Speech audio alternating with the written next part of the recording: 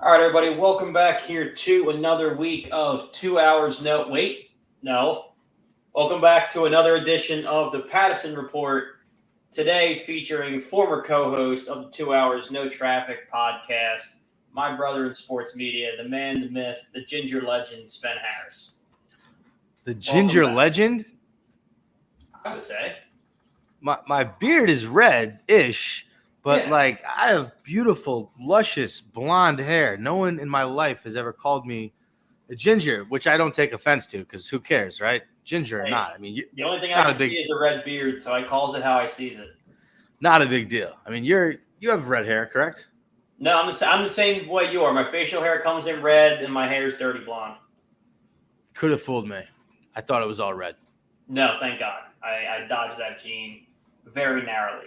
But thanks for coming back on. We never really got to do a formal conclusion episode, but if you've been following the account at all. You've been following Spence. He moved up in the world. He's a Bleacher Report man now, and once you get that famous, you really have to take stock of where you can allocate your time and all the rap parties you got to go to and the red carpet events. And I appreciate you taking time to come back and hang with us.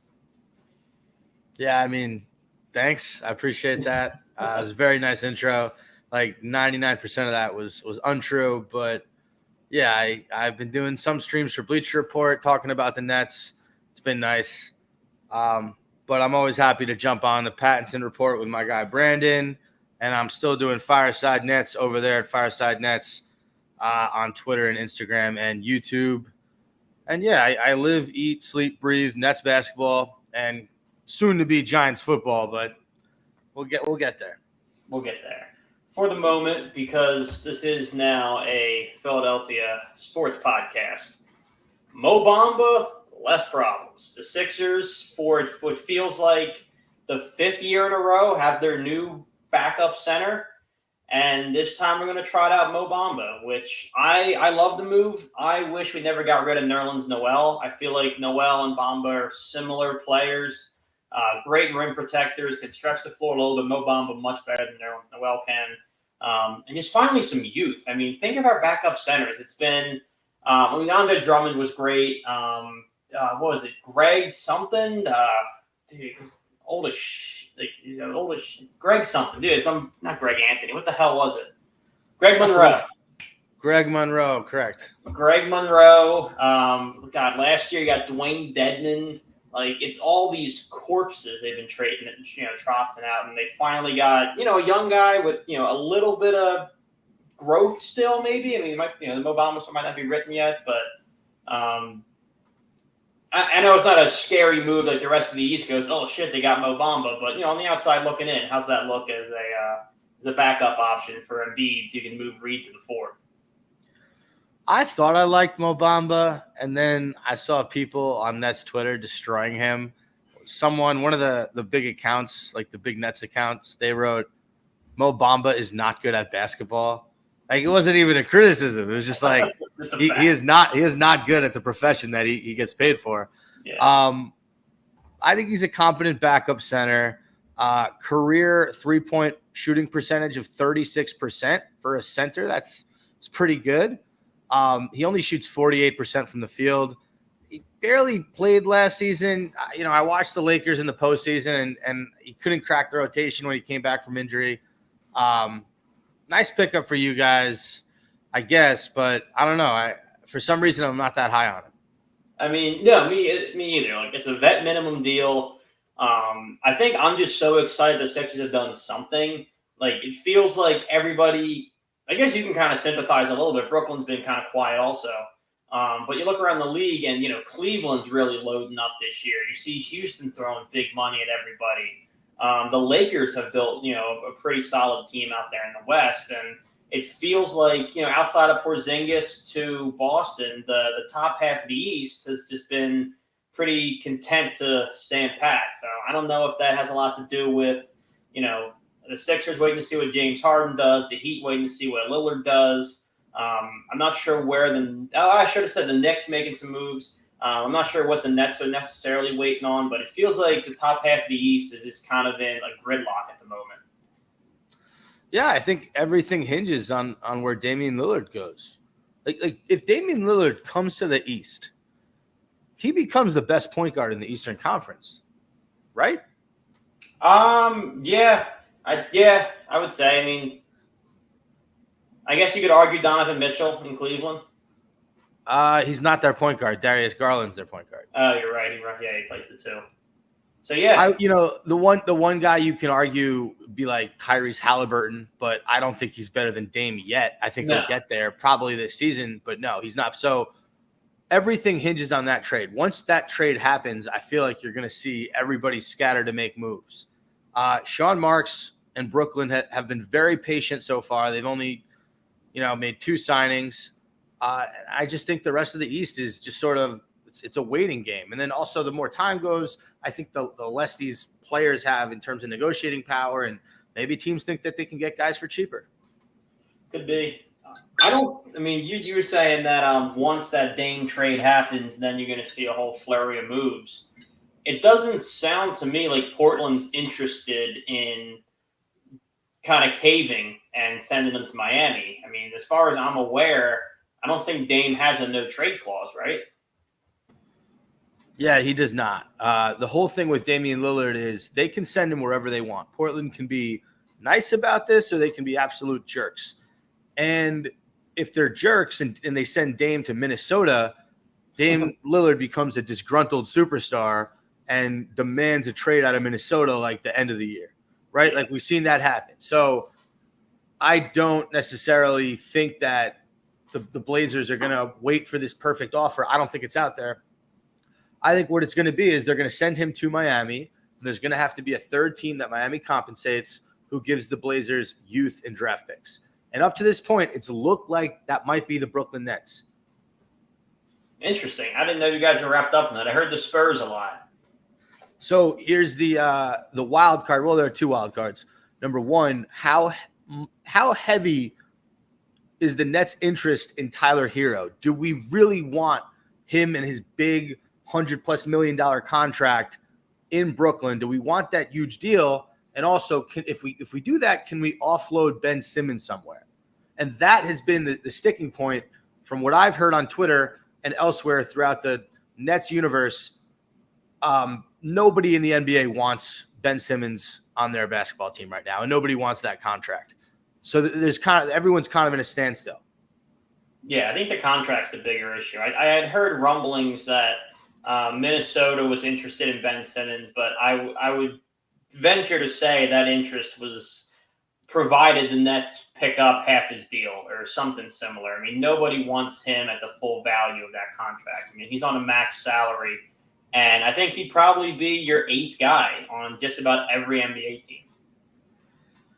Now, there is a small percentage of Nets fans, Brandon. I'm sorry, this is a Philly podcast, so I do want to get back to the Sixers. Well, it's Ben Simmons, so that counts. It's Ben Simmons. There is a small percentage of Nets fans that truly want to see Ben Simmons run point with this team, despite everything that's happened.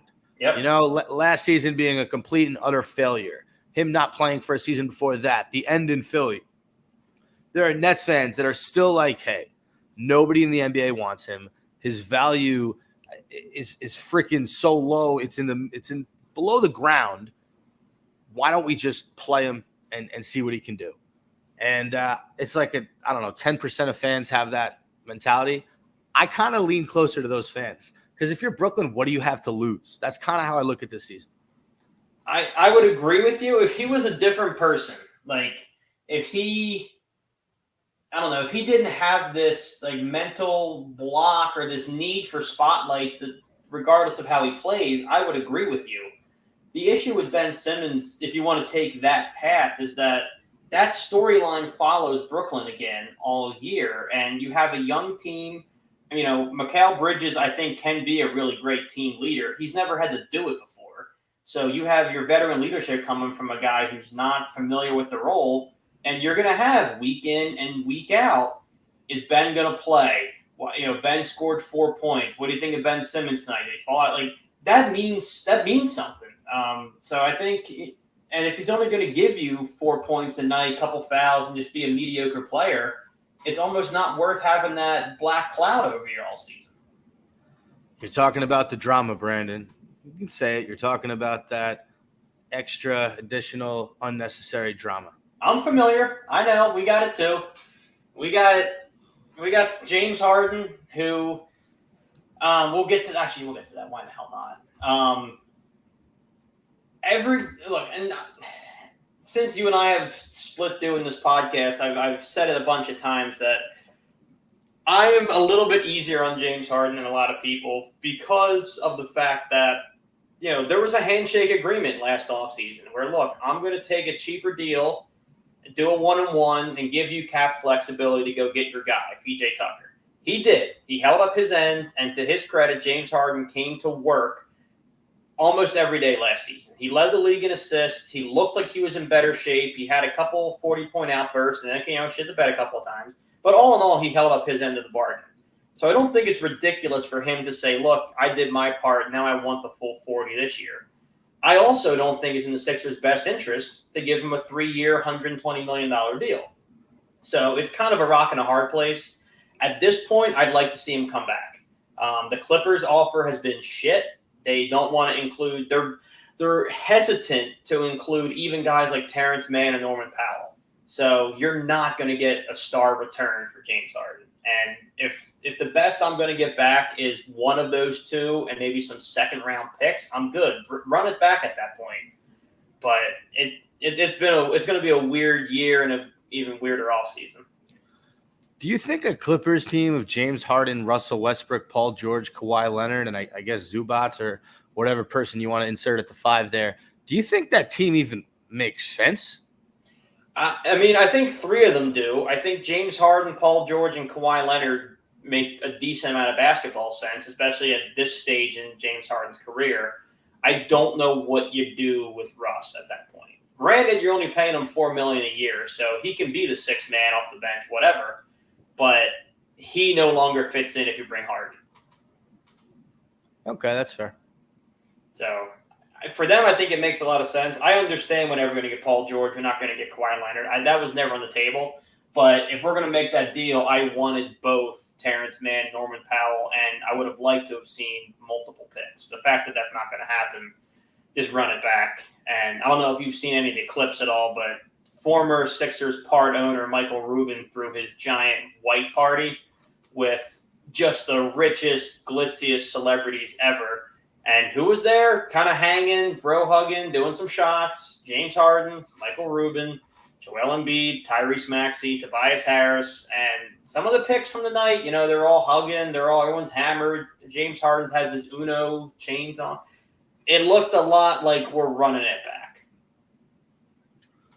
I mean, can we just pause for a second and talk about how lame it is, like how mainstream Michael Rubin's parties have become? Yeah. Everybody's there. They're on Instagram. They're all wearing white. I would love nothing more, Brandon, than for Michael Rubin to personally call me and say, hey, you're invited to the white party this year. And I would be like, no, thank you. I'm going to order Chinese food that night in my apartment. Click.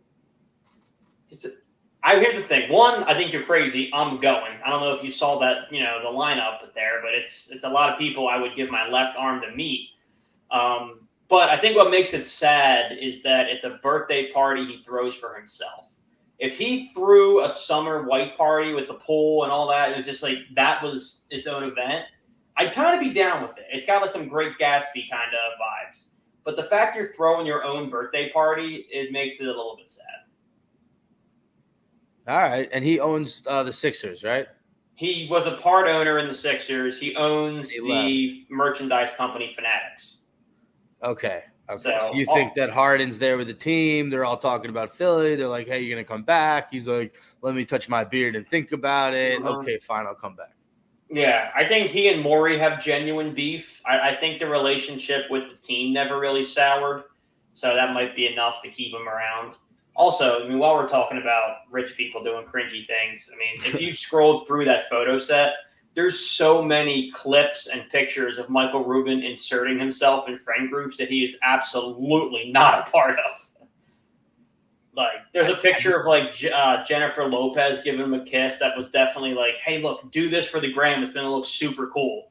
And then another picture of like him, James Harden. It wasn't all Sixers.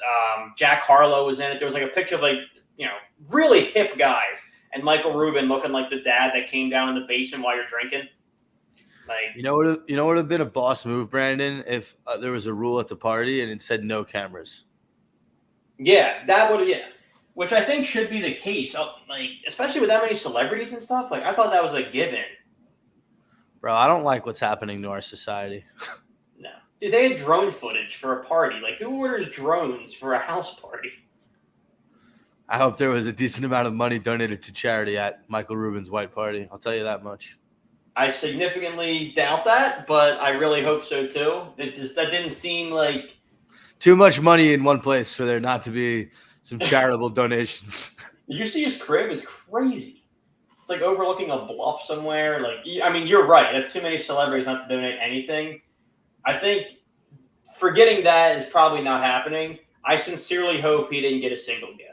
Like, he couldn't have thrown that and gotten like monetary gifts from athletes. That's even more pathetic. You think Harden got him a gift or what? Harden might have given him some like James Harden wine or some shit like that, but there's no way he went out and bought some. Fair. No way. But assuming Harden comes back and assuming, Paul Reed comes back, which he's our last restricted free agent kind of hanging out in the lurch, the Sixers wings as of this moment, Tobias Harris, presumably coming back, old-ass P.J. Tucker, and Daniel House. That's the whole list. That's not where you want to be. It's not. And I was just thinking of crumble cookies. I haven't had them in a while. I really got to go out after this and get some. They're delicious. They are. Yeah, it's funny. Like, obviously, my last memory of the 2022 season was you guys beating us in that 4-game sweep in the playoffs. And I don't remember Daniel House doing anything in that series. Like, he barely played, right? He popped off, and he had a great playoff game. I don't remember if it was against you or early on against Boston, but he did have a really great playoff, like 2 games in the playoffs. Okay, maybe it was against us. I don't recall, but he wasn't consistent enough to me to have like a Caleb Martin impact, right? Like a guy who come alive in the postseason and put on. And you said PJ Tucker, he's up there in age. It finally showed, I think, last season a lot more than previous years, the fact that he's just old. And then who was the last swing was Harris?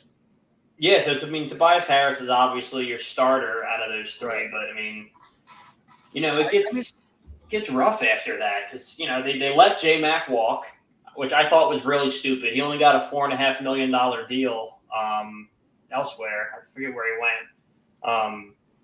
So to lose him for that at I think he's like 26, 6'9", he can shoot a little bit. He's a great defender. They traded Matisse Thybulle for him, so you gave Matisse up for absolutely nothing at this point. George Niang, I get it. Cleveland gave him a pretty big deal. It was, I think, like 3 years, close to $20 million. So I get that. You don't pay that. Shake Milton didn't want to resign here. He's a good player. He's going to get a big role somewhere else. In Minnesota, where he signed, I think. Yeah. So, he was never coming back no matter what. But, looking at the rest, Furkan Korkmaz is, he's technically on the roster, but yikes. Yeah. Jaden Springer, whatever he can give you in year 1.5. But for a team that's supposed to contend for a title every year, we are devoid of talent.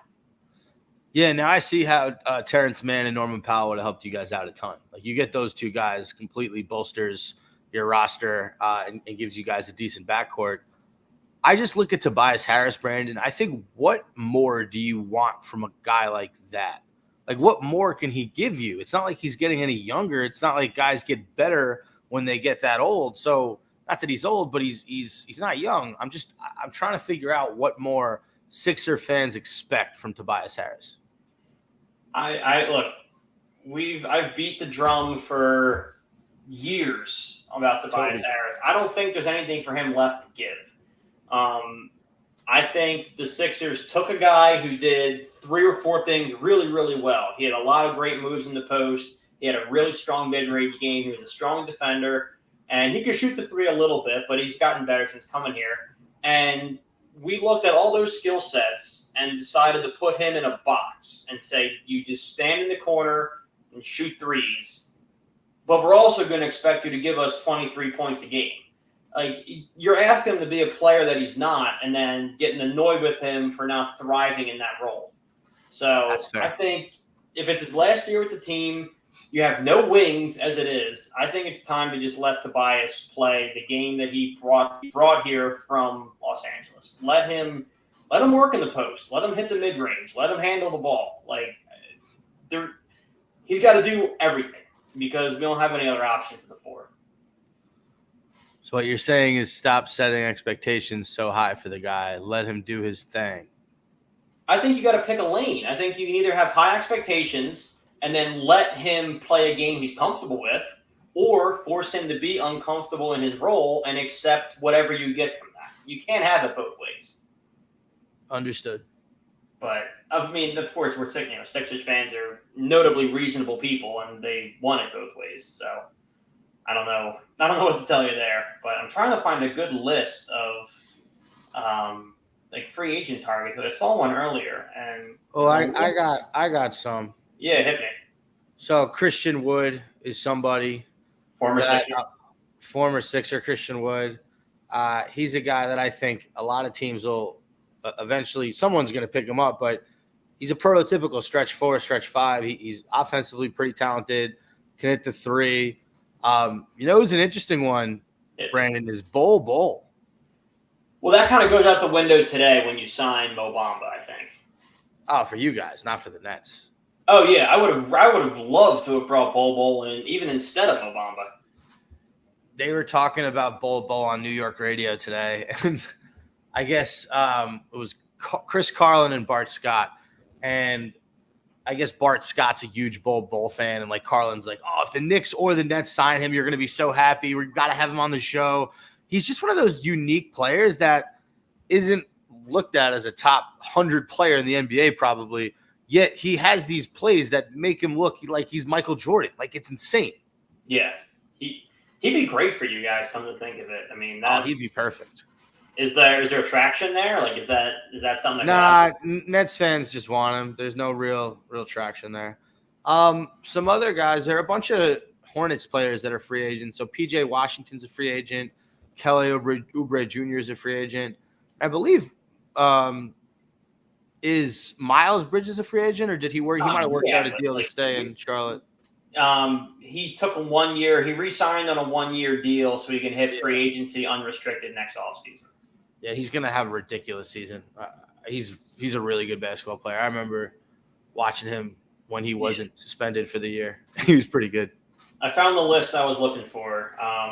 Because the only thing we have left is we have one mid-level exception, and then we have a bunch of vet minimum spots. So we can't really spend a lot. So Sixers Wire put together 3 players we can realistically afford. Wait a minute, Brandon. We never talked about Pat Bev. Oh, yeah, you're right. Yeah. Okay, well, let me get through this list first while I have it, and we'll get to Pat. All right. So Torrey Craig is apparently their top wing left for the money. Pass. Yeah, I'm kind of with you. They said he's going to play the Bruce Brown role. He ain't Bruce Brown. He isn't capable of that. No. Derek Jones Jr. I kind of like. Not bad. I mean, he's got hops. He can shoot the three. I don't hate it. Yeah, I mean, for the second unit, defensive stopper, slasher, something like that. And then Terrence Davis is the other one. Same thing. He's a dude on Sacramento, right? Yeah. He shot 36% from 3. He's a decent defender. I mean, none of these 3 guys should ever start, I don't think. Nah, Terrence Davis has that dog in him. He had some big moments against the Warriors in that series. You missed out on there were a few other guys, though. Oh, no, there's one other guy. I was thinking would be perfect for you. Ayo Dosunmu, the player from Chicago. Ayo Dosunmu. Dude, I follow the league about as well as anybody, and I'm lost. Look him up. Yo, he's nice. How He's the a hell do you good young pronounce? How player. do you spell that? AYO and Okay. then DO. Oh yeah, I got it. So soon move. Yeah. He's a nice player. Apparently the Raptors are looking at him. I think I saw the guy you Bulls should play target. twice this year. He got 26 minutes a game. I mean, yeah. He's a nice player, Brandon. Trust me. He killed the Nets the 1 or 2 games we played him. I'd be in on that. I mean, I haven't heard You him. just gotta learn. Just gotta learn how to pronounce his name. So do I. That's it. I'll figure it out. But yeah, Pat Bev to the Sixers. Vet minimum deal, another dog. I mean, between he and PJ Tucker, I think you got the market cornered on dogs. I think that him doing the show with Roan from Barstool, It's awesome. like it didn't hurt him signing with you guys. You know what I mean? Like, I'm sure when he spoke to whoever, he's like, yeah, like I know everything about Philadelphia because I do the podcast with Roan. I'm in. Yeah. They did. Did you see the episode they did after he signed, where Roan was kind of giving him the rundown, and he was like, "Yeah, a lot of the athletes like to live in South Jersey, taxes, land, whatever." And Pat Bev was like, "Nah, dog, nah. I play for the Philadelphia 76ers. I want to live in the city. I want to have the city smell on me." He was like, "I want to know the corner store guy. Like, I want to be in." And I was like, "Man, you are going to fit right in here." I like that response a lot. That's amazing. Me too. I mean, well, I'm sure you get it. Well, you're kind of reversed because you're in Jersey, but New York's the same way. Like, I want my diehard athletes, like the stars. Like, I want you in the city. I don't want you commuting in and out or whatever. Like, if you're gonna be a franchise guy, I need you to be like a Philly guy. All right, so check this, right? The Giants played in New Jersey, but they're the New York Giants, and Eli Manning lives and lived in New Jersey. So is that the move, or is that not cool because they're the New York Giants? See, you make a really good point. I'll say this: you need to live. I would want you to live where your stadium's located. So in that case, you would get a pass. Fair. But I love the fact that Pat Bev is going to live in the city. I think he'll be out and about. Like, I think people are going to run into Pat Bev pretty often. Like, there's a great club in Philly a lot of the athletes go to. LaShawn McCoy used to be a regular called Noto. And Pat Bev is going to have, Pat Bev nights on Thursdays. And, he and James Harden are going to be quite busy, I get the feeling. Going to Delilah's, going to Club Risque, going to Noto. The first two are strip clubs. The third one's not. Pat Bev it's funny because he's one of those players, like, he's never really won anything. Like, no. At all. Well, did he get that title with LA? No, he was not on that team. Okay. So he's never been to a conference final, I don't think. He's perfect here. Neither have we. The second round, but he's such a highly sought-after player because, listen, I wanted him on the Brooklyn Nets. When I heard he was a free agent, I'm like, hell yeah, bring him here. He's a dog. He gets guys going. Guys like playing with him. When you can go on the Lakers and all of a sudden, like, pretty much have LeBron James's respect, which I feel like he kind of did. Yeah.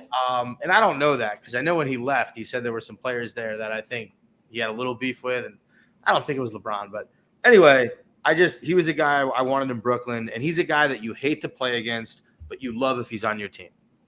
Yeah, I mean, we got two of them. Like, PJ Tucker is so annoying to play against because of all the offensive rebounds. Bring him over here. Pat Bev, if I'm watching, Sixers play against him and he's picking up James Harden and Tyrese Maxey full court in the second quarter, I'm like, dude, this guy sucks. Like, what a try hard. Just, pack it in. If he's on my team, I'm like, get him. Like, get your ass up there. So it's perfect. Plus, like, if they ever run out of lineup with he and DeAnthony Melton together, that's a really strong defensive wing pairing. Can't score. I mean, I don't count on Pat Bev to score hardly at all, but he'll be a pest on defense. Well, we were talking about wings earlier. I don't think we mentioned DeAnthony Melton. No, that's true. I mean, he does. He can be an undersized three. He really. You literally left out two wings in your segment about Philadelphia wings. Well, Pat Bev's going to run the point behind Tyrese Maxey, assuming James Harden doesn't come back. Right, that's fair. And then Melton would be at the 2, most likely. But I guess it was 3s and 4s we were talking about more accurately. But yeah, I mean, Melton coming back something. But I don't know. I think we'll close it out on this. But if sitting right now, where do you see the top 5 of the East shaking out? Just based on free agency moves right now. So you still have to put Milwaukee 1 for me. Yeah, I agree. I would say Boston 2, despite losing Grant Williams. Yeah, because Porzingis is big. Everybody thinks that Cleveland is this like broken team. Mitchell wants out of there, but they're 3. They had one season together. They're a very talented team. Yeah. Like Mobley's going to get a little bit better, right? Garland's going to get a little bit better. I think they're 3. Max Bruce, you bring in George Niang for shooting. I think that Miami's 4. I think you guys are 5. I think that's actually pretty close to what I'm thinking too. I think Miami doesn't hold the 4 seed most of the season because you are losing Gabe Vincent, who was a big part of your season. You're losing Max Strus, who was a big part of your season. But I think they wind up there at the end. They get hot to the end of the season. As much of a Sixers fan as I am, I don't know if we're a more complete team at the moment than – well, if James Harden comes back, we're the 5. If he doesn't, I don't think we're a better team than the Knicks. If you lose James Harden, you're the New York Knicks. You still have the best player on both teams in Embiid and probably the second best in Maxey. He and Jalen Brunson are real close. Oh, I forgot about Brunson. Yeah, Brunson's probably got him by a hair. Having said that, the Knicks core is very solid, right? R.J. Barrett, Mitchell Robinson, Randall, and then you have Jalen Brunson, and then you have Manuel Quickly off the bench, who's a bucket getter. You lost Obi Toppin in the trade. Who really cares? You got Dante DiVincenzo this offseason. Josh Hart. Oh, exactly. I think that the Knicks can be a 5 or 6 seed. I think you're right. I think they're right there with you guys, and then we're closer to the Hawks and the Bulls at like 7, 8, 9, 10. Yeah, that's probably right. Unless – I don't know. I don't think there's a guy left out there who's not named Dame Lillard. I don't like Tyler Hero for you guys. I just don't see – because the 2024 free agent class is so good. I don't see why you tie an anchor like that $100 million contract to your team this season. Can I tell you what scares me for Nets fans, Brandon? And honestly, it should scare you guys too, because we're counting out these teams in the Eastern Conference already, right? That had down seasons last year, but they're not bad basketball. Orlando could be sneaky good. I wasn't even thinking about Orlando. I was thinking about Indiana with Halliburton and Benedict Mathurin and Miles Turner still on that team. Like, they got some players in Indiana. What about Charlotte? Charlotte just gave LaMelo Ball the bag. They have Miles Bridges coming back. They have Caleb Martin's twin brother, Cody Martin's on the Hornets. Like, these are teams that had bad seasons because of injury and because of trade and because of this, because of that, what have you. But I don't know about you. These teams scare me coming up in the East. They're not, the Wizards do not scare me at all. I think they're probably going to be the worst team in the East. But those other teams I mentioned, like, I'm not sleeping when I play Charlotte and LaMelo doing his crazy razzle dazzle. Come on. Yeah, and I'll defend Orlando. I think Paolo Banchero is going to be a very good player in this league. I think Markelle Fultz took a big step forward last year. I think Orlando could steal an 8. They could steal an 8 seed for sure this year. I don't think they make any noise at the 8, but they could, I look at teams like Atlanta, who's kind of reeling after last year, and they could easily take a step back, and I think Orlando could take that place. That's fair. So we'll see how it all shakes out. We got a lot of time before we worry about the playoffs. I'm just worried about signing free agents at the moment.